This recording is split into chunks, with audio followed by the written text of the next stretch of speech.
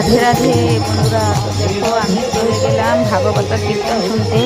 বৃন্দাবনের গোসাই ছিল, মানে বৃন্দাবনের গোসাই এসেছিল আমাদের জাগিরুটে, আর এখানে খুব সুন্দরভাবে ভাগবত কীর্তন শোনাচ্ছিল। আর আমরা সকলেই মিলে দেখো খুব আনন্দ করছি। তোমরাও ভিডিওটা দেখে একটু শুনে যাও, মনে যে কতটা সান্ত্বনা আসে আর কি বলবো, দুঃখ কষ্ট সব ভুলে যায়। কিন্তু এত আনন্দ করছিলাম, সত্যি ভাবছিলাম বৃন্দাবনে এসেছি। তো দেখো ভিডিওটা স্কিপ না করে তোমরাও দেখে যাও। আর যদি ভিডিওটা ভালো লাগে শেয়ার করতে ভুলো না, সবাই একটু শেয়ার করে দিও আর তোমরাও শুনে যাও।